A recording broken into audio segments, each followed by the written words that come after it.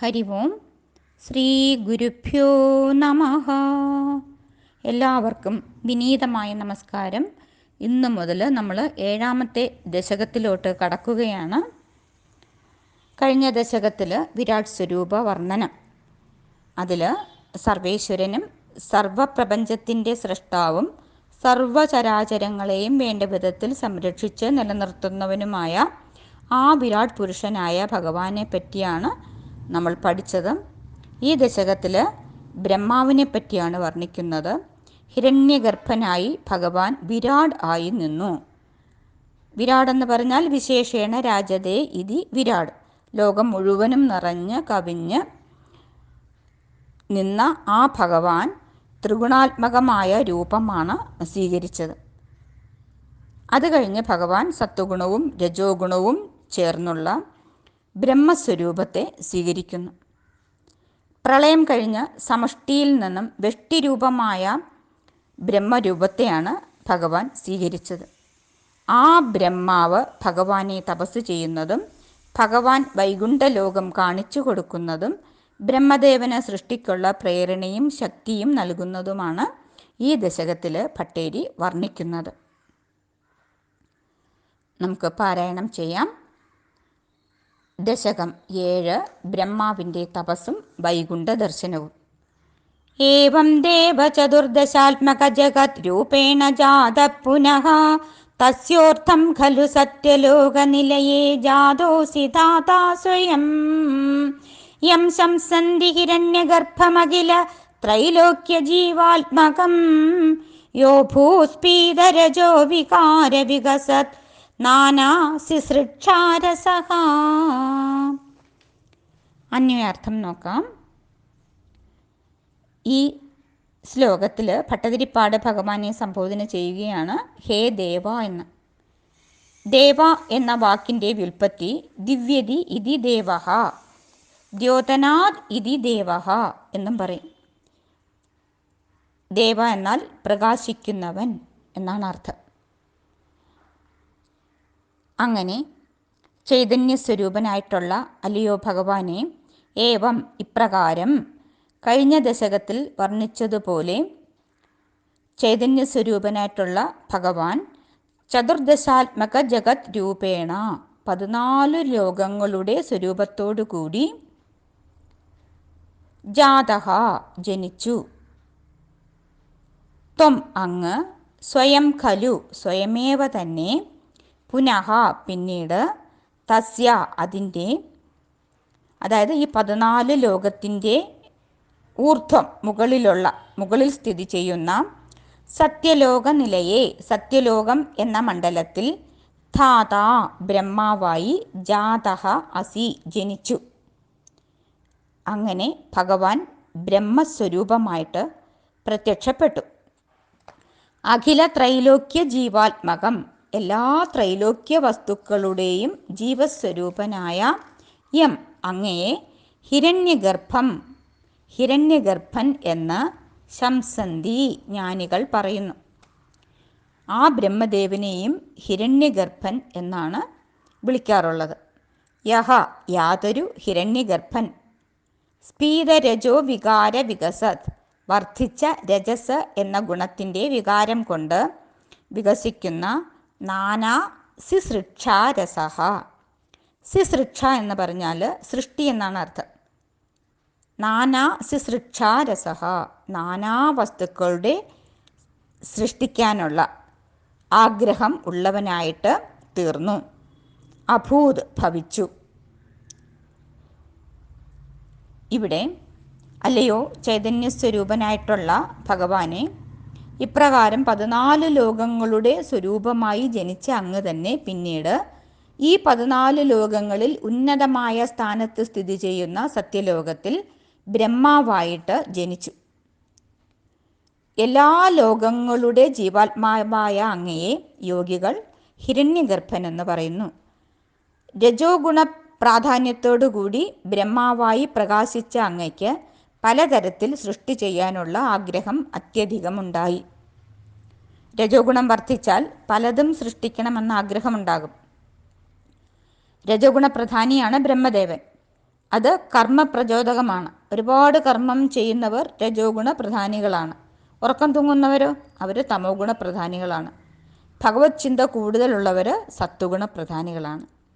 ഇവിടെ ബ്രഹ്മാവ് രജോ ഗുണ പ്രധാനിയായതിനാൽ പലതും സൃഷ്ടിക്കണമെന്ന ആഗ്രഹം ഉണ്ടായി. ശ്രുതി പറയും, സോ അകാമയത ബഹുസ്യാം പ്രജായേതി, ഞാൻ പലതായി തീരട്ടെ എന്ന് അദ്ദേഹം ആഗ്രഹിച്ചു. പൂക്കാലം വരുമ്പോൾ കണിക്കൊന്നയ്ക്കും പൂക്കാതിരിക്കാൻ സാധിക്കില്ലല്ലോ. ആ ബ്രഹ്മാവിൻ്റെ സൃഷ്ടികളെക്കുറിച്ചാണ് ഇനി പറയാൻ പോകുന്നത്. ഇതുവരെ ഭഗവാന്റെ സൃഷ്ടികളെക്കുറിച്ചാണ് പറഞ്ഞത്. അതിനെ സർഗം എന്ന് പറയും. ബ്രഹ്മാവിൻ്റെ സൃഷ്ടികളെ വിസർഗം എന്നാണ് പറയുന്നത്. അതിനെക്കുറിച്ചുള്ള വർണ്ണനയാണ് നമ്മളിനി കേൾക്കാൻ പോകുന്നത്. അതിന് എല്ലാവർക്കും ഭഗവാന്റെ അനുഗ്രഹം ഉണ്ടാകട്ടെ എന്ന് പ്രാർത്ഥിച്ചുകൊണ്ട് എൻ്റെ വാക്കുകൾ ഗുരുവായൂരപ്പൻ്റെ പാദങ്ങളിൽ സമർപ്പിക്കുന്നു. ഹരി ഓം, നമസ്തേ. ഹരി ഓം. നമുക്കിനി രണ്ടാമത്തെ ശ്ലോകം നോക്കാം. ശ്ലോകം 2. സോയം വിശ്വവിസർഗദത്ത ഹൃദയ സംപശ്യമാന സ്വയം ബോധം ഖല്വനവാപ്യ വിശ്വവിഷയം ചിന്താകുലസ്തസ്തിവാൻ താവത്വം ജഗദാംപദേ തപതപേത്യേവം ഹി വൈഹായസീം വാണീമേനമശിശ്രവശ്രുതിസുഖാം കുർവം സ്തപ പ്രേരണാം. അന്യാർത്ഥം നോക്കാം. ഈ ശ്ലോകത്തിൽ ഭട്ടതിരിപ്പാട് ഭഗവാനെ സംബോധന ചെയ്യുന്നത് ജഗദാംപതേ എന്നാണ്. ജഗത്തിന് മുഴുവനും പതിയായവനെ. പതി എന്നാൽ ഭർത്താവ് എന്നാണ് അർത്ഥം. ഭർത്താവ് എന്നാൽ സംരക്ഷിക്കുന്നവൻ എന്നർത്ഥം. അങ്ങനെ ലോകനാഥനായ അല്ലയോ ഭഗവാനെ, സഹ ആ അയം ബ്രഹ്മാവ് വിശ്വത്തിൻ്റെ ചരാചരങ്ങളുടെ വിവിധ രീതിയിലുള്ള വിസർഗ സൃഷ്ടിയിൽ ദത്തഹൃദയ ഏകാഗ്രമായ ഹൃദയത്തോടു കൂടിയവനായി തീർന്നു. എന്നിട്ട് ബ്രഹ്മാവ് എന്ത് ചെയ്തു? സംപശ്യമാനഃ, അതിനെപ്പറ്റി ഗാഢമായിട്ട് ചിന്തിക്കുന്നവനായിട്ട് തീർന്നു. എന്താണ് സൃഷ്ടിക്കേണ്ടത്, എങ്ങനെയാണ് സൃഷ്ടിക്കേണ്ടത്, ഒരു അറിവുമില്ല. വിശ്വവിഷയം ബോധം അനവാപ്യ, വിശ്വത്തെക്കുറിച്ചുള്ള അറിവ്, ജ്ഞാനം കിട്ടാഞ്ഞിട്ട് എന്തു ചെയ്തു? സ്വയം ചിന്താകുലഹ തസ്തിവാൻ ഖലു, ചിന്തയിൽ മുഴുകി, ആലോചനയിൽ മുഴുകി നിന്നുപോയി അത്രേ. ചിന്താകുലനായിട്ട് തീർന്നു. താവത്, അപ്പോൾ ത്വം ഭഗവാനെ അങ്ങ് തപപ്രേരണാം കുറുവൻ, തപസ് ചെയ്യാനുള്ള പ്രേരണ നൽകുന്നവനായി.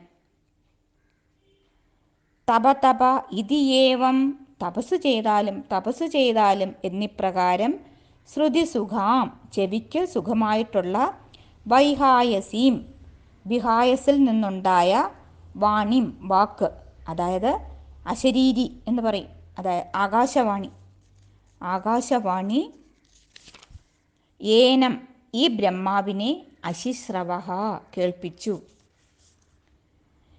ഹേ ജഗന്നാഥ, ബ്രഹ്മാവ് ചരാചരാത്മകമായ വിശ്വസൃഷ്ടിയിൽ മനസ്സ് വച്ച് ചിന്തയിൽ മുഴുകി. വിശ്വസൃഷ്ടിക്ക് വേണ്ട ജ്ഞാനമില്ലാതെ ചിന്താകുലനായിട്ട് വിഷമിച്ചിരുന്നു പോയി. അപ്പോൾ ബ്രഹ്മാവിനെ സൃഷ്ടികർമ്മം ചെയ്യാൻ ശക്തനാക്കുന്ന തപസ്സിലേക്ക് ആകർഷിക്കാൻ തപസ് ചെയ്താലും എന്നിങ്ങനെ ശ്രുതിസുഖമായ ആകാശവാണി ഭഗവാൻ ബ്രഹ്മാവിനെ കേൾപ്പിച്ചു. സൃഷ്ടി വെറുതെ ഇരുന്ന് ആർക്കും ചെയ്യാൻ ഒക്കുകയില്ല. തപസ് ചെയ്യണം. തപസ്സില്ലെങ്കിൽ സൃഷ്ടിയുമില്ല. ലോകത്തിലുള്ള മനുഷ്യർ തങ്ങളുടെ പൂർണ്ണത പ്രാപിക്കണമെങ്കിൽ തപസ് ചെയ്യണം. സൃഷ്ടിന്മുഖ കർമ്മത്തിന് പ്രാപ്തരാകണമെങ്കിൽ, അതിനുള്ള കഴിവുണ്ടാകണമെങ്കിൽ തപസ് ചെയ്യണം. ഇവിടെ ഭട്ടതിരിപ്പാടും നമ്മെ ഓർമ്മിപ്പിക്കുകയാണ്. ഭഗവത്ഗീതയിലും ഇത് പറഞ്ഞിട്ടുണ്ട്. തപസ് ചെയ്യണം. യജ്ഞദാന തപകർമ്മ ന ത്യാജ്യം കാര്യമേവച, ഒരിക്കലും നമ്മൾ തപസ്സിനെ ഉപേക്ഷിക്കാൻ പാടില്ല. കാരണം എന്താ? യജ്ഞോദാനം തപശ്ചൈവ പാവനാനി മനീഷിണ, യജ്ഞവും ദാനവും തപസ്സുമാണ് ഒരാളെ പാവനാനി, പവിത്രനാക്കുന്നത്, ശുദ്ധനാക്കുന്നത്. അതുകൊണ്ട് നമ്മൾ തപസ് ചെയ്യുക തന്നെ വേണം. ഏതു കർമ്മം ചെയ്യണമെങ്കിലും തപസ് അത്യാവശ്യമാണ്.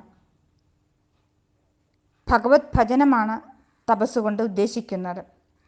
ഈശ്വരഭജനം കൊണ്ട് മാത്രമാണ് ഏതു കാര്യവും നേടാൻ സാധിക്കുന്നത്.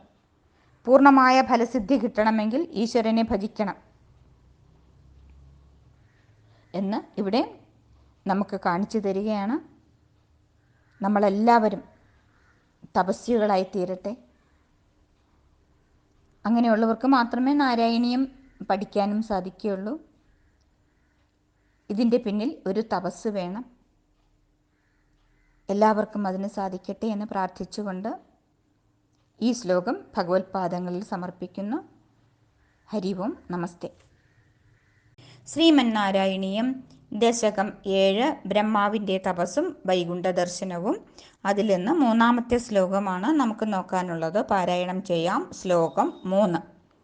കോസൗ മാമവദത് പുമാനിധി ജലാപൂർണേ ജഗന്മണ്ഡലേ ദിക്ഷു ദീക്ഷ കിമപ്യനീക്ഷിതവദാ വാക്യാർത്ഥമുത്പശ്യതാം ദിവ്യം വർഷസഹസ്രമാത്ത തപസാ തേന ത്വമാരാധിതഃ തസ്മൈ ദർശിതവാനസി സ്വനിലയം വൈകുണ്ഠമേകാത്ഭുതം. അന്വയാർത്ഥം നോക്കാം. കോസൗ അസൗ കഹ, ആരാണ്? മാം അവദത്, എന്നോട് പറഞ്ഞത്. അസൗ കഹ പുമാൻ മാം അവദത്, ഏതൊരു പുരുഷനാണ് എന്നോട് പറഞ്ഞത്? തപസ് ചെയ്യൂ തപസ് ചെയ്യൂ എന്ന് ആരാണ് എന്നോട് പറഞ്ഞത്? ഇതി ദിക്ഷു ദീക്ഷ എന്ന് ചിന്തിച്ചുകൊണ്ട്, ദിക്ഷു എന്ന് പറഞ്ഞാൽ ദിക്കുകളിലെല്ലാം, എല്ലാ ദിക്കുകളിലേക്കും ഉദ്ദീക്ഷ നല്ലവണ്ണം നോക്കി. പക്ഷേ ആരെയും കാണുന്നില്ല. ആരാണ് എന്നോട് തപ എന്ന് പറഞ്ഞത് എന്നറിയാനായിട്ട് ബ്രഹ്മാവ് 4 വശത്തേക്കും നോക്കിയത്രേ. അങ്ങനെയാണ് ബ്രഹ്മാവിന് 4 ശിരസ്സുണ്ടായത് എന്ന് പറയുന്നു. ബ്രഹ്മാവ് അതാ ചതുർമുഖനായി തീർന്നു. പക്ഷേ ആരെയും കാണാൻ സാധിച്ചില്ല. കിമപി അനീക്ഷിതവത, ആരെയും കണ്ടില്ല ബ്രഹ്മാവ്. എന്താ കാരണം? പ്രളയകാലമാണ്. ജഗന്മണ്ഡലേ ജലാപൂർണേ, ജഗത്ത് മുഴുവനും ജലം കൊണ്ട് നിറഞ്ഞിരിക്കുന്നു. എല്ലായിടവും വെള്ളമാണ്. ജലം മാത്രമേ കാണാൻ സാധിച്ചുള്ളൂ. വാക്യാർത്ഥമുൽപശ്യത, ആ ബ്രഹ്മാവ് എന്ത് ചെയ്തു? കേട്ട ശരീരി, ആ വാക്യത്തിൻ്റെ അർത്ഥം നല്ല പോലെ ഉത്പശ്യത, മനനം ചെയ്തു. ഇതാണ് നമ്മളും ചെയ്യേണ്ടത്. എന്താണോ കേൾക്കുന്നത് അത് നല്ല പോലെ മനനം ചെയ്യണം. എത്ര നാളാണ് മനനം ചെയ്തത്? ദിവ്യം വർഷസഹസ്രം, 1000 ദേവവർഷങ്ങൾ. ആത്ത തപസ, കഠിനമായിട്ട് തപസ് ചെയ്തു. ആ കേട്ട ശരീരം അനുസരിച്ച് തപസ് ചെയ്യൂ തപസ് ചെയ്യൂ എന്നാണ് ആകാശവാണി കേട്ടത്. അതനുസരിച്ച് ബ്രഹ്മാവ് തപസ് ചെയ്തു. ദിവ്യം വർഷസഹസ്രം, 1000 ദേവവർഷങ്ങൾ എന്ന് പറയുമ്പോൾ 1000 സംവത്സരം എന്ന് പറയുന്നത് മനുഷ്യൻ്റെ 360 ഗുണം 1000 വർഷമാണ്. അങ്ങനെയുള്ള ദിവ്യവർഷങ്ങൾ കഠിനമായിട്ട് തപസ് ചെയ്തു. തേന, അങ്ങനെ അന്തർമുഖനായ ആ ബ്രഹ്മാവ്, അതായത് ധ്യാനത്തിലും തപസ്സിലും സമാധിയിലും ഒക്കെ പ്രവേശിച്ച ആ ബ്രഹ്മാവിനാൽ ആരാധിതഹാത്വം, ഭഗവാനെ അങ്ങയെ ആരാധിക്കപ്പെട്ടു. അപ്പോൾ ഭഗവാൻ എന്തു ചെയ്തു?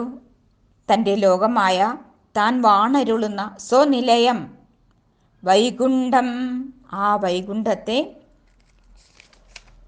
ദർശിതവാൻ അസി, കാണിച്ചു കൊടുത്തു. ആർക്കാ? തസ്മൈ, ബ്രഹ്മാവിനായിക്കൊണ്ട് ആ വൈകുണ്ഠത്തെ. എങ്ങനെയുള്ള വൈകുണ്ഠം? വൈകുണ്ഠമേകാത്ഭുതം, അത്യത്ഭുതമായ വൈകുണ്ഠത്തെയാണ് കാണിച്ചു കൊടുത്തത്. ഈ വിധം ലോകം വേറെ ഇല്ല. അതാണ് വൈകുണ്ഠം ഏകാത്ഭുതം എന്ന് പറഞ്ഞത്. ജഗന്മണ്ഡലം മുഴുവനും, അതായത് 14 ലോകങ്ങളും അടങ്ങിയ ബ്രഹ്മാണ്ടം മുഴുവനും ജലം കൊണ്ട് നിറഞ്ഞിരിക്കുന്നു. ആ അവസരത്തിലാണ് ബ്രഹ്മാവ് തപസ് ചെയ്യൂ എന്ന അശരീരി കേട്ടത്. ആദിയിൽ വചനമുണ്ടായി എന്നല്ലേ. പ്രപഞ്ച സൃഷ്ടിക്ക് തപസ് അത്യാവശ്യമാണ്. ബ്രഹ്മസാക്ഷാത്കാരത്തിനും മുക്തിക്കും ആവശ്യം തപസ് തന്നെയാണ്. അങ്ങനെ ബ്രഹ്മാവ് അനേകായിരം വർഷം തപസ് ചെയ്തു. ഒരു ദിവസമോ 2 ദിവസമോ അല്ലെങ്കിൽ 10 ദിവസമോ 100 ദിവസമോ ഒന്നുമല്ല. അനേകായിരം വർഷങ്ങളാണ് തപസ് ചെയ്തത്. അങ്ങനെ തപസ് ചെയ്ത് കഴിഞ്ഞപ്പോൾ അത്യത്ഭുതകരമായ ഒരു വ്യതിയാനം സംഭവിച്ചു. ഭഗവാൻ തൻ്റെ വൈകുണ്ഠ ലോകം ബ്രഹ്മാവിന് കാണിച്ചു കൊടുത്തു. വികുണ്ഠതയുടെ ലോകമാണ് വൈകുണ്ഠം. അവിടെ യാതൊരു വികാരവുമില്ല. വിഗതാകുണ്ഠ യസ്യ സഹ വൈകുണ്ഠ എന്നാണ് വ്യുൽപ്പത്തി. വിഗതാകുണ്ഠ, ദുഃഖമില്ലാത്ത ലോകം. കാരണം അവിടെയാണ് ഭഗവാന്റെ വാസസ്ഥലം. വിഷ്ണുവിൻ്റെ സ്വന്തം ലോകമാണ് വൈകുണ്ഠം. വികാരരഹിതമായ ശാന്തിയുടെയും ആനന്ദത്തിൻ്റെയും അനന്തലോകമാണത്, അത്ഭുത ലോകമാണത്. അതാണ് ഭട്ടതിരിപ്പാട് വൈകുണ്ഠം ഏകാത്ഭുതം എന്ന് പറഞ്ഞത്. ആരാണ് ഭഗവാൻ? സച്ചിദാനന്ദ സ്വരൂപൻ, ആനന്ദസ്വരൂപനാണ് ഭഗവാൻ.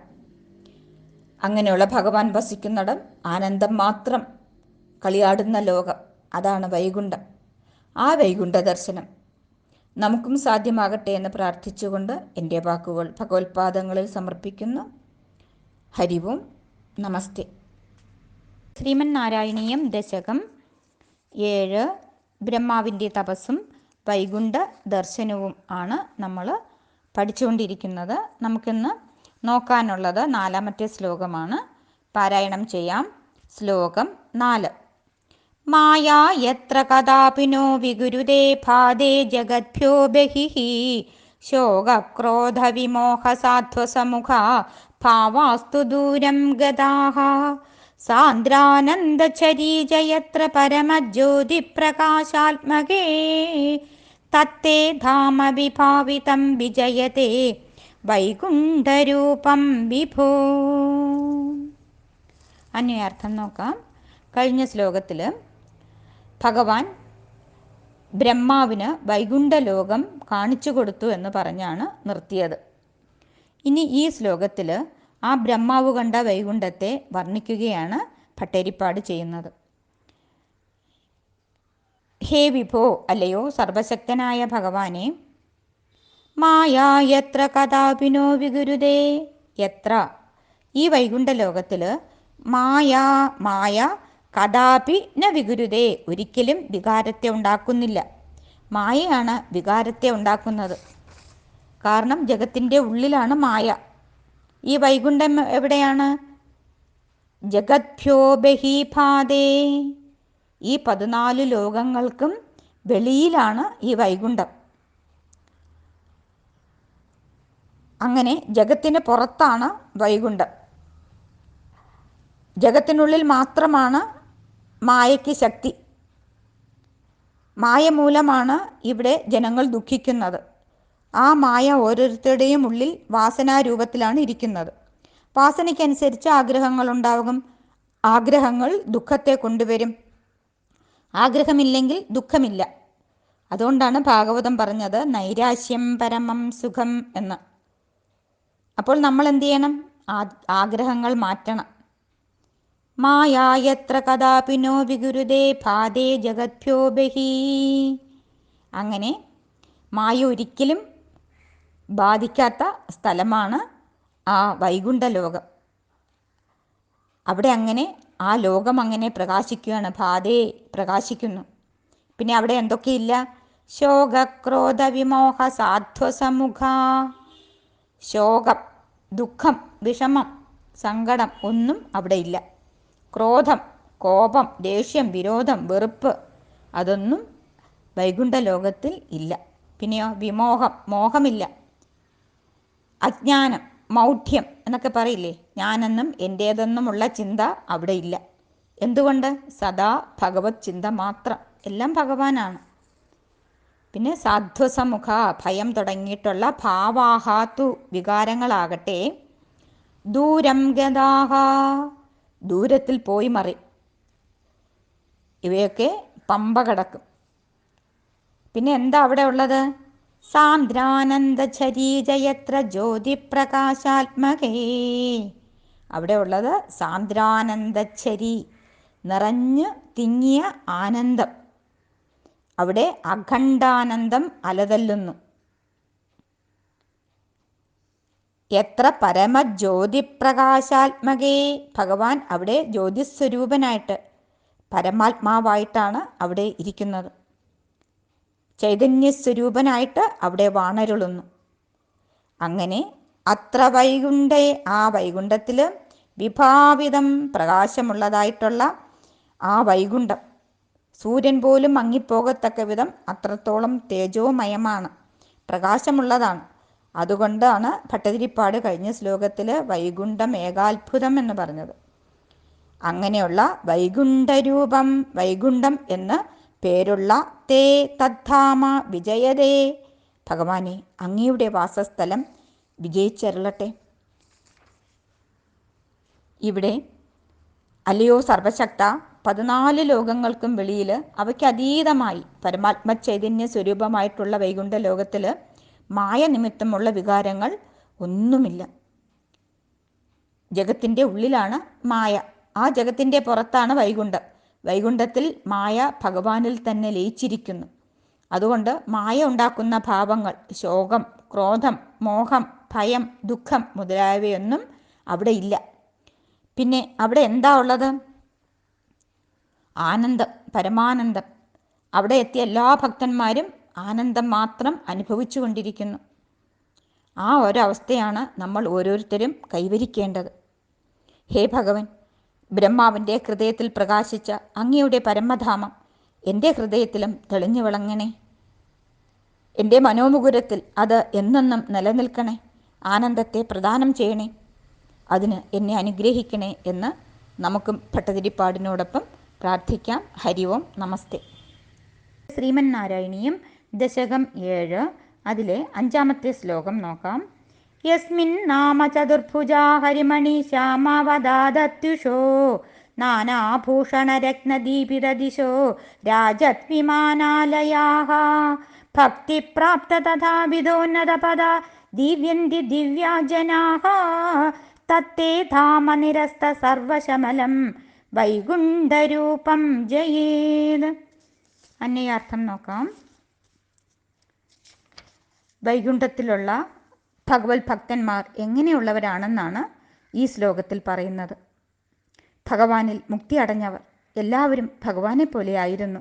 യസ്മിൻ നാമ, ആ വൈകുണ്ഠ ലോകത്തിലാകട്ടെ എല്ലാ ജീവാത്മാക്കളും ചതുർഭുജാഹ, 4 കൈകളോടുകൂടിയവരും ഹരിമണിശ്യാമാവതാദത്യുഷഃ, ഇന്ദ്രനീലക്കല്ല് പോലെ മനോഹരവും ശുദ്ധവുമായ കാന്തിയോടുകൂടിയവരും നാനാഭൂഷണരത്നദീപിതദിശഃ, വിവിധങ്ങളായ ആഭരണങ്ങളിലെ രത്നങ്ങൾ കൊണ്ട് പ്രകാശിക്കപ്പെട്ട ദിക്കുകളോടുകൂടിയവരും രാജത് വിമാനാലയാഃ, രാജത്തായിട്ടുള്ള ശോഭിക്കുന്ന വിമാനങ്ങളാകുന്ന മാളികകളോട് കൂടിയവരും ആയിരുന്നു.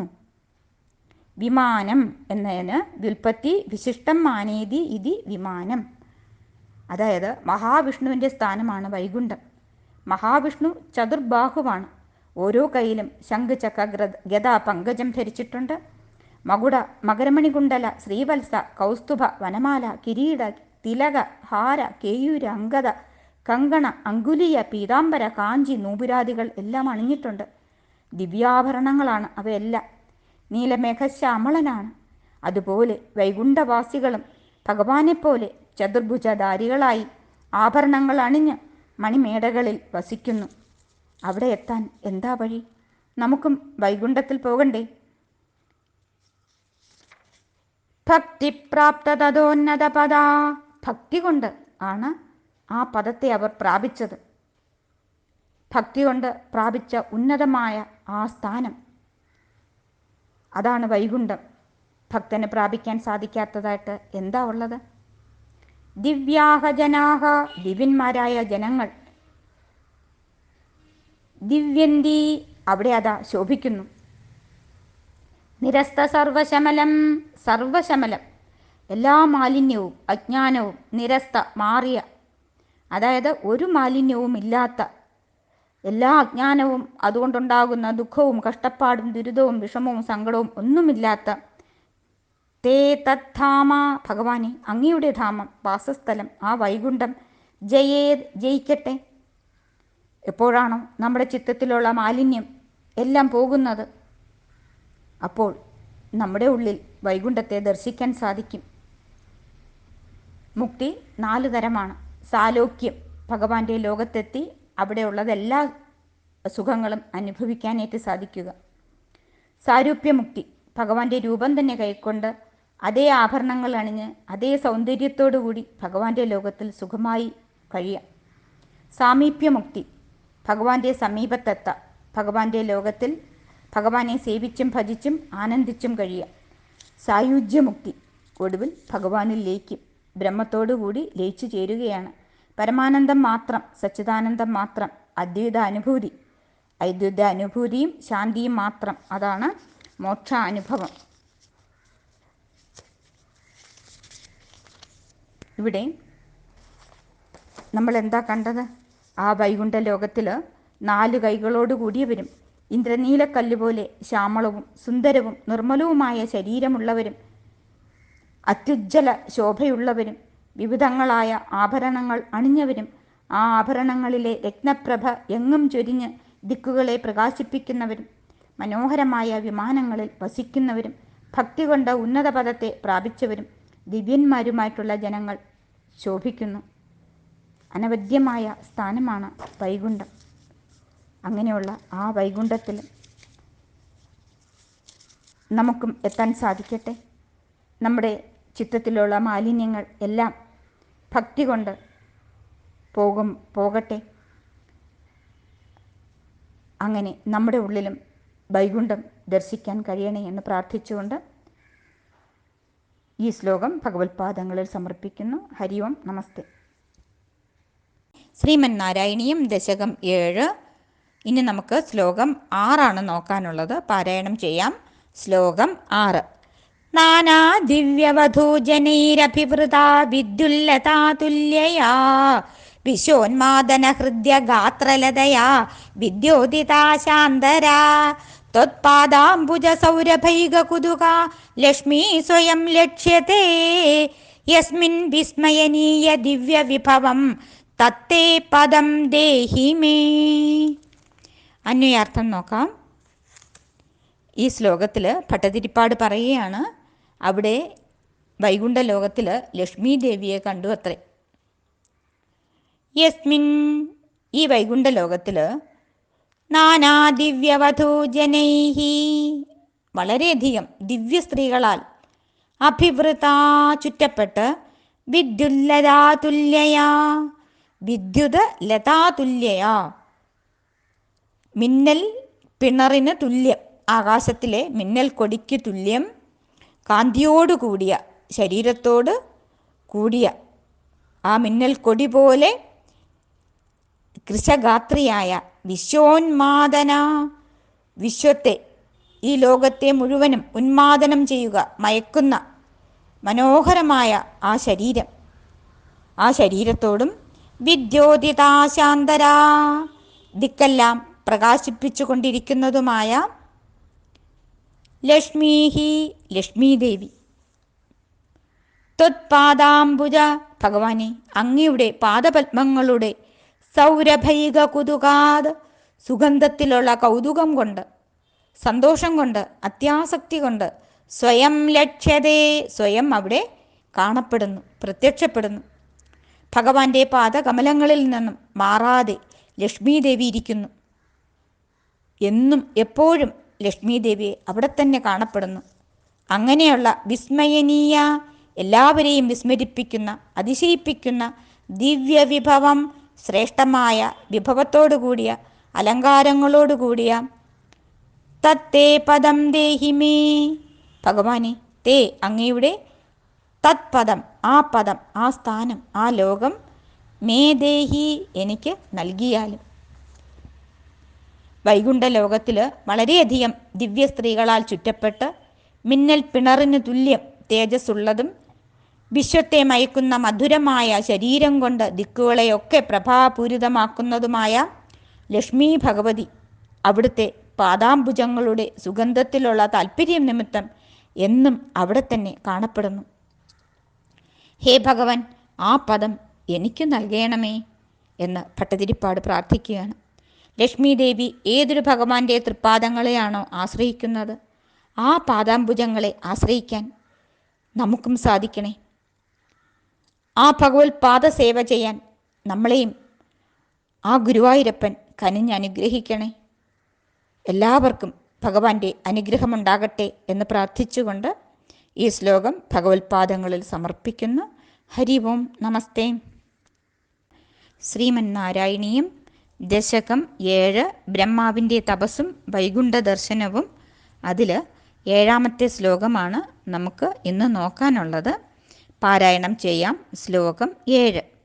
തത്രൈവം പ്രതിദർശിതേ നിജപദേ രത്നാസനാധ്യാസിതം ഭാസ്വത്കോടിലസത്കിരീടകടകാദ്യാകൽപതി പ്രാകൃതി ശ്രീവത്സാങ്കിതമാത്ത കൗസ്തുഭമണി ഛായാരുണം കാരണം വിശ്വേഷാം തവ രൂപമൈക്ഷത വിധി തത്തേ വിഭോ ഭാതു മേ.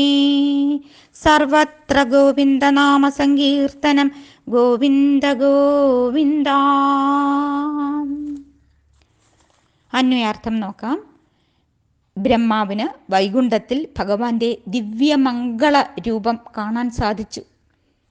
അതാണ് ഭട്ടതിരിപ്പാട് ഈ ശ്ലോകത്തിൽ വർണ്ണിക്കുന്നത്. വൈകുണ്ഠത്തിൽ ബ്രഹ്മാവ് കണ്ട ജഗത്കാരണനായ ഭഗവാന്റെ രൂപം എങ്ങനെയായിരുന്നു? എത്ര മനോഹരമായിരുന്നു ആ രൂപം! വിധി ആ ബ്രഹ്മാവ് ഏവം ഇപ്രകാരം പ്രതിദർശിതേ ദർശിച്ചു. എന്താ ദർശിച്ചത്? തത്ര നിജപദേ, തൻ്റെ ആ ധാമത്തിൽ, ആ വൈകുണ്ഠത്തിൽ ഭഗവാൻ അതായിരിക്കുന്നു. എങ്ങനെയിരിക്കുന്നത്? രത്നാസന അധ്യാസിതം, രത്നാസനത്തിലാണ് ഇരിക്കുന്നത്. രത്നങ്ങൾ പതിപ്പിച്ചിട്ടുള്ള ആസനത്തിൽ ഭഗവാൻ അതാ മനോഹരമായിട്ട് പുഞ്ചിരി തൂകിക്കൊണ്ടിരിക്കുന്നു. എന്തൊക്കെയാണ് അണിഞ്ഞിരിക്കുന്നത്? ഭാസ്വത്കോടിലസത് കിരീട കടകാദ്യാകൽപദീപ്രാകൃതി, തിളങ്ങുന്ന അനേകം കോടി സൂര്യനെ പോലെ ശോഭിക്കുന്ന കിരീടം അണിഞ്ഞിട്ടുണ്ട്. വളകൾ അണിഞ്ഞിരിക്കുന്നു. ആഭരണങ്ങളുടെ മിന്നുന്ന ആ പ്രഭ അവിടെ എങ്ങും തിളങ്ങുന്നു. ഭഗവാന്റെ ആഭരണങ്ങൾ അതാ മിന്നിത്തിളങ്ങുകയാണ്. ശ്രീ പത്മനാഭസ്വാമിയുടെ ആഭരണങ്ങൾ നമ്മൾ കണ്ടതല്ലേ? എത്ര തിളക്കമാവയ്ക്കെല്ലാം. പിന്നെയോ മാറിൽ എന്താ കാണുന്നത്? ശ്രീവത്സാങ്കിതം, ശ്രീവത്സം എന്ന മറുക്, ഭൃഗുമഹർഷിയുടെ കാൽപ്പാട്, അതാ ഒരു മറുകായി ഭഗവാന്റെ മാറിൽ. അത് ശ്രീയുക്തം വത്സം, ശ്രീവത്സം എന്നും ആചാര്യന്മാർ പറയാറുണ്ട്. ലക്ഷ്മി ദേവി ഇരിക്കുന്ന മാറിടം അതാണ് ശ്രീവത്സം. പിന്നെയോ ആത്ത കൗസ്തുഭമണി ഛായാരുണം, മനോഹരമായ കൗസ്തുഭം എന്ന രത്നം അതാ കഴുത്തിൽ അണിഞ്ഞിട്ടുണ്ട്. അതിൻ്റെ പ്രഭ കൊണ്ട് അങ്ങനെ ചുവന്ന് മനോഹരമായിരിക്കുന്നു. വിശ്വേഷാം, വിശ്വങ്ങൾക്കെല്ലാം കാരണം തവ രൂപം, കാരണമായ അങ്ങയുടെ മനോഹരമായ രൂപം ഐക്ഷതാ, ആ ബ്രഹ്മാവിന് കാണാൻ സാധിച്ചു. വിഭോ, അല്ലയോ വിഭുവായിട്ടുള്ള ഭഗവാനെ, തേ തത്മേ ഭാതു, അങ്ങയുടെ ആ മനോഹരമായ രൂപം എൻ്റെ ഉള്ളിലും പ്രകാശിക്കുമാറാകണേ. ഇത്രയെല്ലാം അത്യാശ്ചര്യകരമായിട്ടുള്ള ആ ഭഗവാന്റെ രൂപം എൻ്റെ മനോമുകുരത്തിൽ തെളിഞ്ഞു പ്രകാശിക്കണേ എന്ന് ഭട്ടതിരിപ്പാട് പ്രാർത്ഥിക്കുകയാണ്. വൈകുണ്ഠത്തിൽ ബ്രഹ്മാവ് കണ്ട ജഗത് കാരണനായ ഭഗവാന്റെ രൂപം എങ്ങനെയായിരുന്നു? രത്നങ്ങൾ കൊണ്ട് നിർമ്മിതമായ സിംഹാസനത്തിൽ ഭഗവാൻ ഇരിക്കുന്നു.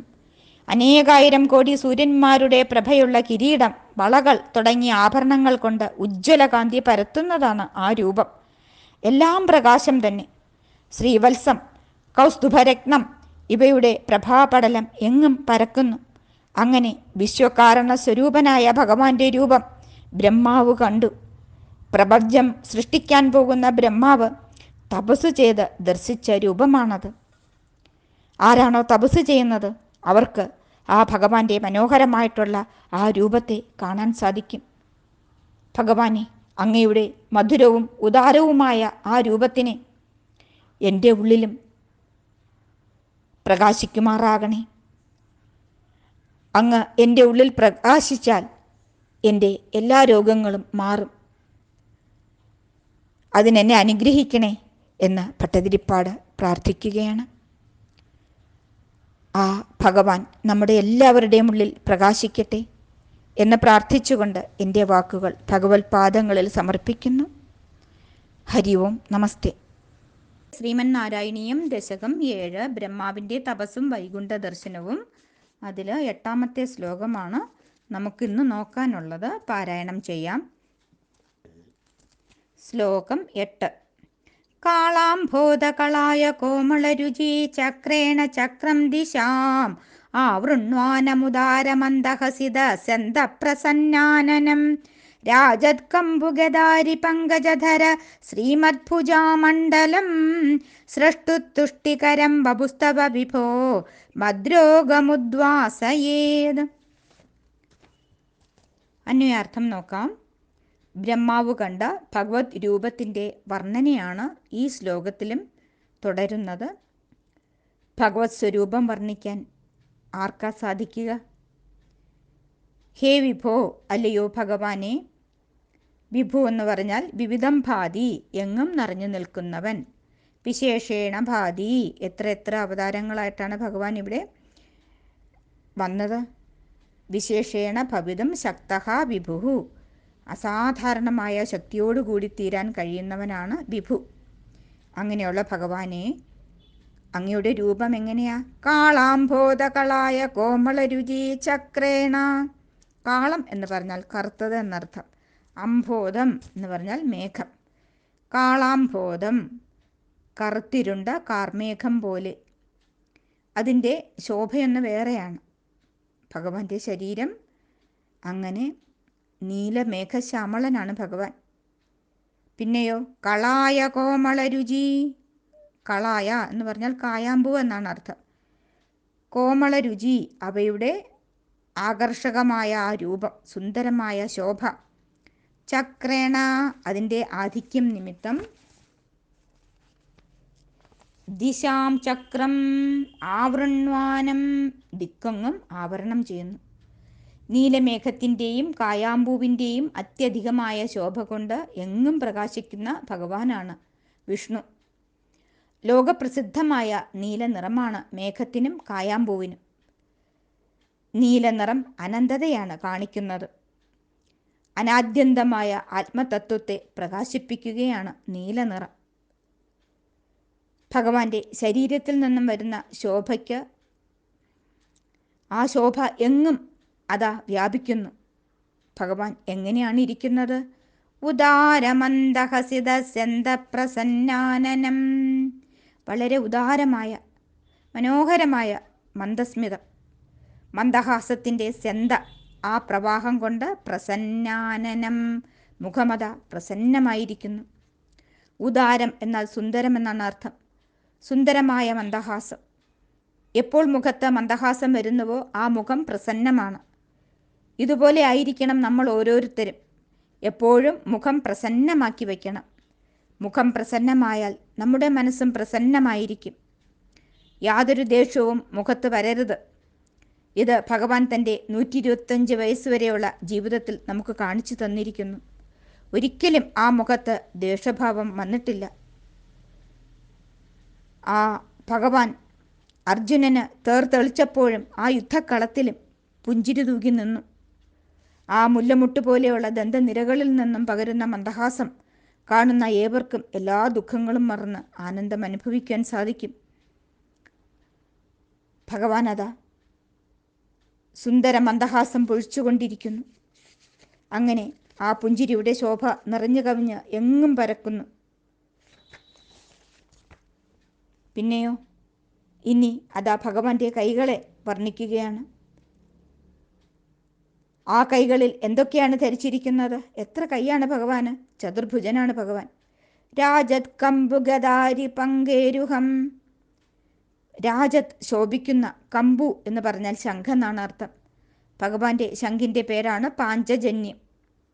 ഗദ കൗമോദകി എന്ന ഗദ, അരി സുദർശന ചക്രം, പങ്കേരുഹം താമര, പങ്കം എന്ന് പറഞ്ഞാൽ ചെളി, രുഹം മുളച്ചത്. അങ്ങനെ ശംഖ്, ചക്ര, ഗദ, പത്മങ്ങൾ കൊണ്ട് 4 തൃക്കൈകളും ശോഭിക്കുന്നു. ശ്രീമദ് ഭുജാമണ്ഡലം, അങ്ങനെ ശോഭിക്കുന്ന കരസമൂഹം. ആ ശോഭയോടുകൂടിയ ഭഗവാനെയാണ് ദാ ബ്രഹ്മാവ് കാണുന്നത്. അപ്പോൾ ബ്രഹ്മാവിന് എന്തുണ്ടായി? സൃഷ്ടുഹു തുഷ്ടികരം, സൃഷ്ടികർത്താവായ ബ്രഹ്മാവിന് പോലും സന്തോഷമുണ്ടായി. തവ, ഭഗവാനെ അങ്ങയുടെ, വപുഹു ആ ശരീരത്തെ ധ്യാനിക്കുമ്പോൾ, മദ്രോഗമുദ്വാസയേത്, എൻ്റെ ഈ രോഗത്തിനെ ദൂരെ അകറ്റാൻ സാധിക്കണേ. അങ്ങയുടെ മഹനീയ വിഗ്രഹ ദർശനം എൻ്റെ രോഗത്തിനെ ഉന്മൂലനാശം ചെയ്യണമേ. ബ്രഹ്മാവിന് സന്തോഷം നൽകിയ ഭഗവാന്റെ അതിമനോഹരമായ വപുസിനെ ഭട്ടതിരിക്കും രോഗശമനം നൽകി ആനന്ദം നൽകാൻ സാധിക്കും. അലയോ സർവശക്തനായ ഭഗവാനെ, കാർമേഘത്തിൻ്റെയും കായാമ്പൂവിൻ്റെയും മനോഹരമായ കാന്തിപടലം കൊണ്ട് ദിക്കുകൾ മുഴുവനും ശോഭിക്കുന്നു. ഉദാത്തമായ പുഞ്ചിരിയുടെ പ്രവാഹം കൊണ്ട് ശോഭിക്കുന്ന മുഖത്തോടു കൂടിയതും മിന്നിത്തിളങ്ങുന്ന ശംഖ്, ഗദ, ചക്രം, പങ്കജം എന്നിവ ധരിച്ച് ശോഭിക്കുന്ന കരസമൂഹത്തോടു കൂടിയതും ബ്രഹ്മാവിന് ആനന്ദത്തെ പ്രദാനം ചെയ്യുന്നതുമായ അങ്ങയുടെ അതിസുന്ദരമായ ശരീരം എൻ്റെ ശാരീരികവും മാനസികവുമായ രോഗങ്ങളെ മാറ്റി എനിക്ക് ആനന്ദം നൽകുമാറാകണേ. ഈ രോഗം മൂലം വളരെയധികം വേദന ഞാൻ അനുഭവിക്കുന്നു. അതുകൊണ്ട് എൻ്റെ മനസ്സിനെ അങ്ങയുടെ പാദത്തിൽ അർപ്പിക്കാൻ എനിക്ക് സാധിക്കുന്നില്ല. ഈ രോഗം മാറിയാൽ എൻ്റെ മനസ്സിനെ പൂർണ്ണമായും അങ്ങയുടെ പാദത്തിൽ സമർപ്പിക്കാൻ സാധിക്കും. അങ്ങയുടെ പാദങ്ങൾ ധർമ്മത്തിൻ്റെയും സത്യത്തിൻ്റെയും പ്രതീകങ്ങളാണ്. അപ്പോൾ ധർമ്മവും സത്യവും എന്നിൽ ഉറയ്ക്കും. ആ ധർമ്മത്തിലും സത്യത്തിലും ഊന്നി നിന്നുകൊണ്ട് ഈ ജന്മത്തിൽ തന്നെ എനിക്ക് അങ്ങയെ സാക്ഷാത്കരിക്കാൻ സാധിക്കണേ. അതിനെന്നെ അനുഗ്രഹിക്കണേ. മഹാത്മാക്കൾ പ്രാർത്ഥിക്കുന്നത് അവനവന് വേണ്ടിയല്ല, ലോക നന്മയ്ക്ക് വേണ്ടിയാണ് പ്രാർത്ഥിക്കുന്നത്. ലോകത്തിനു മുഴുവനും ശാശ്വതമായ ശാന്തിയും സമാധാനവും രോഗമുക്തിയും എല്ലാ ഐശ്വര്യവും ലഭിക്കണമേ എന്ന് നമുക്കും പ്രാർത്ഥിക്കാം. ഹരി ഓം നമസ്തേ. ശ്രീമന്നാരായണീയം ദശകം 7 ബ്രഹ്മാവിൻ്റെ തപസ്സും വൈകുണ്ഠ ദർശനവും. അതിൽ 9ാമത്തെ ശ്ലോകമാണ് നമുക്കിന്ന് നോക്കാനുള്ളത്. പാരായണം ചെയ്യാം. ശ്ലോകം 9.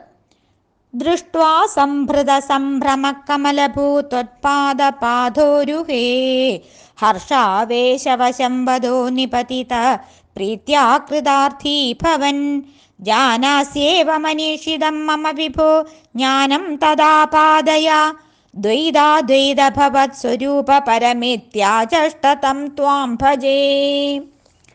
അന്വയാർത്ഥം നോക്കാം. കമലഭൂഹു, ബ്രഹ്മാവ്. എന്താ കമലഭൂ എന്ന് പറഞ്ഞാൽ? കമലത്തിൽ നിന്നും ഭവിച്ചവൻ ബ്രഹ്മാവ്. വിഷ്ണു ഭഗവാന്റെ നാഭീകമലത്തിൽ നിന്നാണ് ബ്രഹ്മാവ് ഉണ്ടായത്. ആ ബ്രഹ്മാവ് ദൃഷ്ട്വാ, ദർശിച്ചു, ഭഗവാനെ ദർശിച്ചു. എപ്പോഴാണോ ഭഗവാനെ കണ്ടത് അപ്പോൾ എന്ത് ചെയ്തു? ചാടി എഴുന്നേറ്റു. സംഭ്രത സംഭ്രമഃ, സംഭ്രമം വളരെ ഉണ്ടായി, നല്ലവണ്ണം ഭ്രമിച്ചുപോയി. എന്താ ചെയ്യേണ്ടത്? ഇത് കർത്തവ്യത, മൂഢനായിപ്പോയി. എന്നിട്ട് ഹർഷാവേശവശംവദഃ, ഹർഷം എന്ന് പറഞ്ഞാൽ സന്തോഷമെന്നാണ് അർത്ഥം. ആനന്ദം തൻ്റെ ഉള്ളിൽ നിറഞ്ഞത് നിമിത്തം എന്തുവരുത്? ആവേശമുണ്ടായി, സന്തോഷാപ്ലുത ഗാത്രനായിട്ട് തീർന്നു. എന്നിട്ട് ബ്രഹ്മാവ് എന്ത് ചെയ്തു? നിപതിതഃ, വീണു നമസ്കരിച്ചു. എവിടെ? ത്വത്പാദപാദോരുഹേ, ഹേ ഗുരുവായൂരപ്പ, അങ്ങയുടെ പാദങ്ങളിൽ. എങ്ങനെയുള്ള പാദങ്ങൾ? താമര പോലെയുള്ള മനോഹരമായ ആ പാദങ്ങളിൽ നിപതിതഃ, വീണ് സാഷ്ടാംഗം നമസ്കരിച്ചു. നമ്മളും ഇതാ ചെയ്യാനുള്ളത്. ഭഗവാനെ വീണ് നമസ്കരിക്കണം, ഗുരുക്കന്മാരെ വീണ് നമസ്കരിക്കണം. സജ്ജനങ്ങളെ കാണുന്ന നേരത്ത് ലജ്ജ കൂടാതെ വീണു നമിക്കണം എന്നാണല്ലോ ആചാര്യൻ, തുഞ്ചത്താചാര്യൻ രാമായണത്തിൽ പറഞ്ഞത്. അങ്ങനെ പ്രീതിയോടുകൂടി, ആനന്ദം കൊണ്ട്, കൃതാർത്ഥീ ഭവൻ, ആ ബ്രഹ്മാവ് കൃതാർത്ഥനായി തീർന്നു. ചെയ്യേണ്ടത് ചെയ്തു എന്നുള്ള സംതൃപ്തി ഉണ്ടായി. ചെയ്യേണ്ടത് ചെയ്തു കഴിയുമ്പോഴുണ്ടാകുന്ന ആനന്ദം അനുഭവിച്ച ആ ബ്രഹ്മാവ് ആ ജഷ്ട ഭഗവാനോട് പറഞ്ഞു. എന്താണ് പറഞ്ഞത്? ഹേ വിഭു, അല്ലയോ വിഭുവായിട്ടുള്ള ഭഗവാനെ, മമ മനീഷിതം ജാനാസീയേവ, ഭഗവാനെ എൻ്റെ ആഗ്രഹം അങ്ങ് അറിയുന്നുണ്ട്.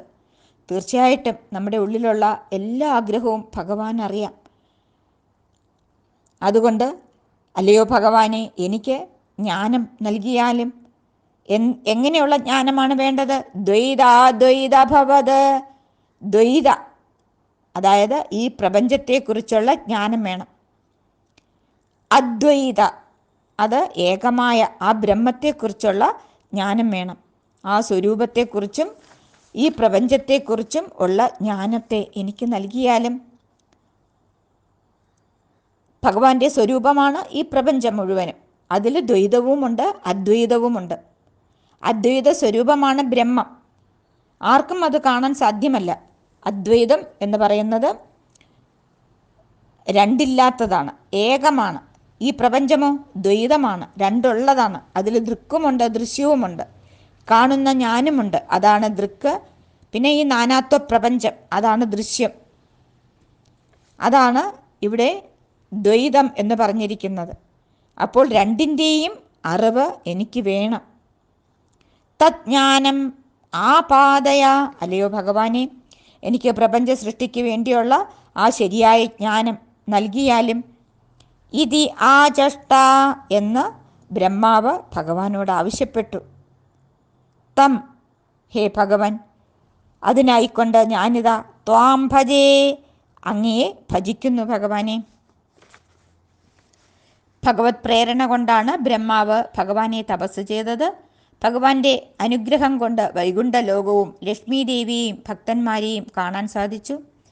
ആ ഭഗവാനിത ഇപ്പോൾ ബ്രഹ്മാവിൻ്റെ മുന്നിൽ നിൽക്കുന്നു. ആ ഭഗവത്പാദങ്ങളിൽ സാഷ്ടാംഗം പ്രണമിച്ചിട്ട് എനിക്ക് സൃഷ്ടി ചെയ്യാനുള്ള അനുഗ്രഹം തരണമേ, അതിനുള്ള ജ്ഞാനം തരണമേ എന്ന് ഭഗവാനോട് പ്രാർത്ഥിച്ചു. നാനാത്വ പ്രപഞ്ചത്തെയാണ് സൃഷ്ടിക്കേണ്ടത്. അപ്പോൾ കർമ്മങ്ങൾ മൂലം ബന്ധമുണ്ടാകാൻ സാധ്യതയുണ്ട്. അതുകൊണ്ട് അദ്വൈത ജ്ഞാനവും എനിക്ക് തരണം. അതിനായി ഞാനിതാ അങ്ങയെ ആശ്രയിക്കുന്നു എന്ന് പറഞ്ഞുകൊണ്ട് ആ പാദങ്ങളിൽ വീണ് നമസ്കരിക്കുന്ന ബ്രഹ്മാവിനെയാണ് നമുക്ക് ഈ ശ്ലോകത്തിൽ കാണാൻ സാധിക്കുന്നത്. നമ്മളും എപ്പോഴും ഭഗവാനെ ആശ്രയിക്കണം എന്ന് ഭട്ടതിരിപ്പാട് നമ്മളെ ഓർമ്മിപ്പിക്കുകയാണ്. ഭഗവാന്റെ അനുഗ്രഹം എല്ലാവർക്കും ഉണ്ടാകട്ടെ എന്ന് പ്രാർത്ഥിച്ചുകൊണ്ട് ഹരി ഓം നമസ്തേ. ശ്രീമന്നാരായണീയം ദശകം 7 ബ്രഹ്മാവിൻ്റെ തപസ്സും വൈകുണ്ഠ ദർശനവും. അതിലെ 10ാമത്തെ ശ്ലോകമാണ് നമുക്ക് ഇനി നോക്കാനുള്ളത്. പാരായണം ചെയ്യാം. ശ്ലോകം 10. ആതാമ്രേ ചരണേ വിനമ്രമദതം ഹസ്തേന ഹസ്തേ സ്പൃശൻ ബോധസ്തേ ഭവിതാന സർഗവിധിഭി ബന്ധോപി സംജായത്തെ ഇത്യാഭാഷ്യഗിരം പ്രദോഷ്യ നിതരാം തച്ചിത്തഗൂഢസ്വയം സൃഷ്ടോ തം സമുദൈരയസ്സ ഭഗവൻ ഉല്ലാസയോല്ലാഘതാം. സർവത്ര ഗോവിന്ദനാമ സങ്കീർത്തനം. ഗോവിന്ദ ഗോവിന്ദ. അന്വയാർത്ഥം നോക്കാം. ഭഗവാൻ ബ്രഹ്മാവിനെ അനുഗ്രഹിച്ചതായിട്ടാണ് ഈ ശ്ലോകത്തിൽ വർണ്ണിക്കുന്നത്. അഥ ബ്രഹ്മാവ് തം, ഇപ്രകാരം പറഞ്ഞിട്ട്, ആ താമ്രചരണേ വിനമ്രം, ഭഗവാന്റെ ചുമന്ന തൃപ്പാദങ്ങളിൽ. താമ്രം എന്നാൽ ചെമ്പ് എന്നാണ് അർത്ഥം. താമ്രവർണ്ണത്തിലുള്ള ആ തൃപ്പാദങ്ങൾ, ഭഗവാന്റെ പാദങ്ങളെ താമരയോടും വർണ്ണിക്കാറുണ്ട്.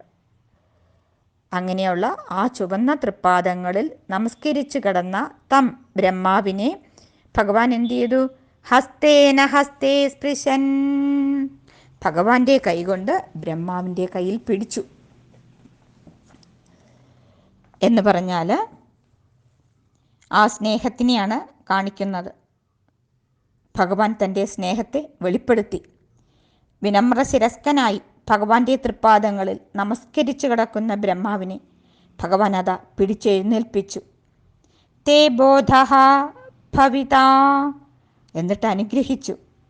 അങ്ങയ്ക്ക് സൃഷ്ടിക്കാനുള്ള ജ്ഞാനം ഉണ്ടാകും.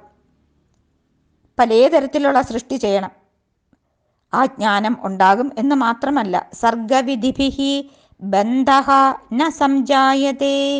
സൃഷ്ടികർമ്മം കൊണ്ട്, സൃഷ്ടി നടത്തുന്നതുകൊണ്ട് യാതൊരു ബന്ധവും ഉണ്ടാവുകയില്ല.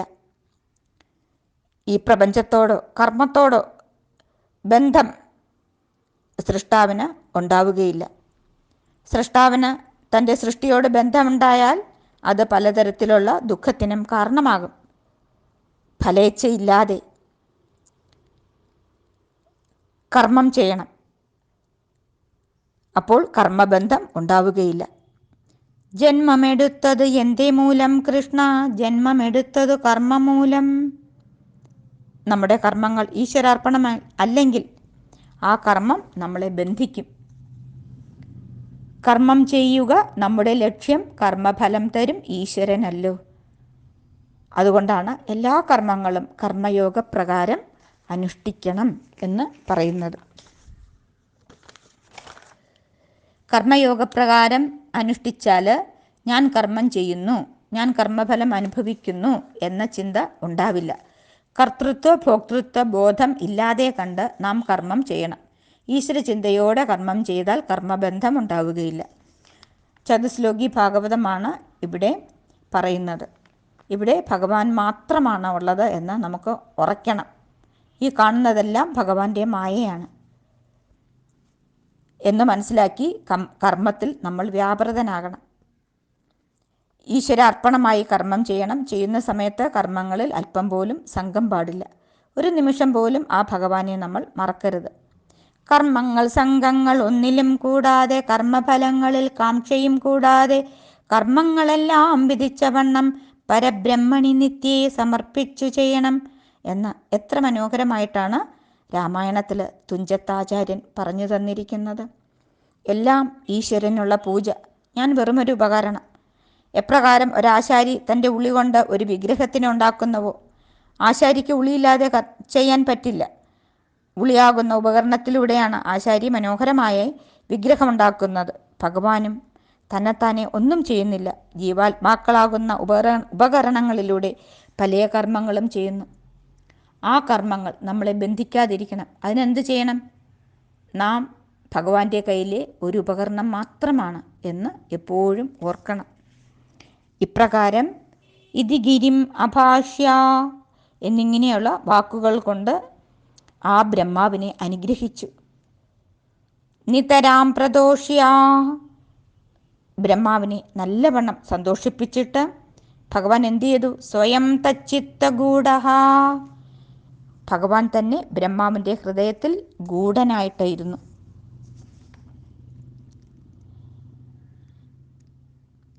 ബ്രഹ്മാവിന് ഒന്നും ചെയ്യാൻ സാധ്യമല്ല. ഭഗവാൻ ഉള്ളിലുണ്ടെങ്കിലേ പ്രവർത്തിക്കാൻ കഴിയൂ. എല്ലാവരുടെ ഉള്ളിലും ഭഗവാനാണുള്ളത്. ആരും ഉള്ളിലേക്ക് നോക്കില്ല. ഉള്ളിൽ ഇരുന്നു കൊണ്ട് ആ ബ്രഹ്മാവിനെ ആ ബ്രഹ്മാവിനെ സൃഷ്ടികർമ്മത്തിൽ സമുദൈരയ പ്രേരിപ്പിച്ചു. കാരുണ്യപൂർവം ബ്രഹ്മാവിന് സൃഷ്ടി ചെയ്യാനുള്ള ശക്തിയെ ഭഗവാൻ പ്രദാനം ചെയ്തു. അങ്ങനെയുള്ള ഹേ ഭഗവാൻ, അല്ലയോ ഭഗവാനെ, സഹത്വം ഉല്ലാഘതാം ഉല്ലാസയ, അങ്ങനെയുള്ള ഭഗവാനെ, അങ്ങ് എനിക്ക് ആരോഗ്യാവസ്ഥയെ ഉണ്ടാക്കി തന്നാലും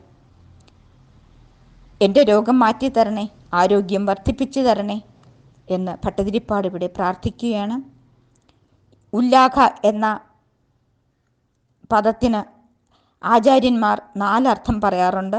രോഗമില്ലാത്ത അവസ്ഥ, പിന്നെ ശുദ്ധൻ, ശുദ്ധമായ അന്ധഃകരണത്തോട് കൂടിയവൻ, സന്തുഷ്ടൻ, ഇങ്ങനെയൊക്കെയുള്ള അർത്ഥങ്ങളുണ്ട് ഉല്ലാഘ എന്ന പദത്തിന്. അപ്പോൾ ആരോഗ്യം മാത്രമല്ല ചോദിച്ചത്. ആ ഭട്ടപാദ മുനിയുടെ ഓരോ പദപ്രയോഗത്തിനും അർത്ഥപുഷ്ടിയുണ്ട്. ആദ്യം വേണ്ടത് എന്താണ്? ആരോഗ്യം. ഏതൊരു രോഗമാണോ എൻ്റെ ശരീരത്തിനുള്ളത്, ആ രോഗം മാറ്റി എൻ്റെ കാലുകൾ കൊണ്ട് ആ ക്ഷേത്രത്തിൽ പ്രദക്ഷിണം ചെയ്ത് എനിക്ക് അങ്ങേ നമസ്കരിക്കാൻ സാധിക്കണം. അതിനുള്ള ആരോഗ്യം തരണേ എന്ന് പ്രാർത്ഥിച്ചു. രണ്ടാമത്, രാഗദ്വേഷങ്ങൾ എൻ്റെ മനസ്സിന് ചാഞ്ചല്യമുണ്ടാക്കും. ഏത് കർമ്മം ചെയ്യുമ്പോഴും രാഗദ്വേഷങ്ങൾ ഉണ്ടാവരുത്. പിന്നെ എനിക്ക് സാമർഥ്യം വേണം, കുശലത വേണം. ഭഗവാന്റെ അനുഗ്രഹം കൊണ്ട് മാത്രമാണ് നമുക്ക് കുശലത ലഭിക്കുന്നത്. ഒടുവിൽ പരമാനന്ദ ദർശനം മൂലം ആനന്ദം അനുഭവിക്കാൻ സാധിക്കണേ. അങ്ങനെ 4 അർത്ഥത്തിലാണ് ഉല്ലാഘതാം എന്ന പദം പ്രയോഗിച്ചിരിക്കുന്നത്. ആരോഗ്യം പ്രദാനം ചെയ്യണം, അന്ധഃകരണ ശുദ്ധി നൽകണം, പിന്നെ സാമർഥ്യം വേണം, പിന്നെ സന്തുഷ്ടി ഉണ്ടാകണം. ഇനിയുള്ള ജീവിതം മുഴുവനും ബ്രഹ്മാനന്ദം അനുഭവിച്ച് സന്തുഷ്ടിയോടുകൂടി കഴിയാൻ എന്നെ അനുഗ്രഹിക്കണേ എന്നാണ് ഭട്ടതിരിപ്പാട് പ്രാർത്ഥിച്ചത്. ചെന്താമരപ്പൂ പോലെ ചുമന്നതാണ് ഭഗവാന്റെ പാദങ്ങൾ. ബ്രഹ്മാവ് ആ പാദത്തിലാണ് സാഷ്ടാംഗം നമസ്കരിച്ചത്. അങ്ങനെ ഭഗവാനെ ശരണം പ്രാപിച്ച ബ്രഹ്മാവിൻ്റെ കയ്യിൽ ഭഗവാൻ തൻ്റെ കൈകൊണ്ട് പിടിച്ചു. എന്നിട്ട് അനുഗ്രഹിച്ചു. അങ്ങയ്ക്ക് സ്ഥൂല സൂക്ഷ്മങ്ങളുടെ സഗുണ നിർഗുണങ്ങളുടെ മുഴുവൻ അറിവുമുണ്ടാകും. സൃഷ്ടി നടത്തുന്നതുകൊണ്ട് അങ്ങയ്ക്ക് പ്രപഞ്ചത്തോടോ കർമ്മത്തോടോ ബന്ധമൊന്നും ഉണ്ടാവുകയില്ല എന്ന് പറഞ്ഞ് ബ്രഹ്മാവിനെ സന്തോഷിപ്പിച്ച ശേഷം ഭഗവാൻ എന്ത് ചെയ്തു? ബ്രഹ്മാവിൻ്റെ ഉള്ളിൽ തന്നെ മറയുകയും ചെയ്തു. ബ്രഹ്മാവിനെ സൃഷ്ടിക്ക് പ്രേരിപ്പിച്ചു. അങ്ങനെ ബ്രഹ്മാവിനെ നിസ്സംഗനാക്കി. ബ്രഹ്മാവിന് ഒന്നിനോടും ബന്ധമുണ്ടാവുകയില്ല എന്ന് പറഞ്ഞ് സൃഷ്ടിക്ക് പ്രേരിപ്പിച്ച പരമാത്മസ്വരൂപിയായ ഭഗവാൻ ബ്രഹ്മാവിൻ്റെ ഉള്ളിൽ തന്നെയാണ് മറിഞ്ഞത്. സൃഷ്ടികർത്താവായ ബ്രഹ്മാവിൻ്റെ ഹൃദയം ബ്രഹ്മം തന്നെയാണ്. ബ്രഹ്മാവ് പോലും ബ്രഹ്മഭിന്നനല്ല. സൃഷ്ടി നടത്തിയാലും ബന്ധമില്ലാതാകണമെങ്കിൽ നിസ്സംഗത കൈവരിക്കണം. അങ്ങനെ ബ്രഹ്മാവിനെ നിസ്സംഗനാക്കി സന്തോഷിപ്പിച്ച ഭഗവാന് തന്നെയും രോഗവിമുക്തനാക്കി സംസാര നിവൃത്തി വരുത്തി രക്ഷിക്കാൻ സാധിക്കും. താനും ആ ചരണങ്ങളിലാണ് അഭയം പ്രാപിച്ചിരിക്കുന്നത്. ഭഗവാനെ എന്നെ രക്ഷിക്കണേ എന്ന് ഭട്ടതിരിപ്പാടിനോട് ചേർന്ന് നമുക്കും പ്രാർത്ഥിക്കാം. എല്ലാവരെയും ഭഗവാൻ അനുഗ്രഹിക്കട്ടെ എന്ന് പ്രാർത്ഥിച്ചുകൊണ്ട് 7ാമത്തെ ദശകം ഭഗവത്പാദങ്ങളിലും ഗുരുപാദങ്ങളിലും ഗുരുവായൂരപ്പൻ്റെ പാദങ്ങളിലും സമർപ്പിക്കുന്നു. എല്ലാവർക്കും നമസ്കാരം. ഹരി ഓം.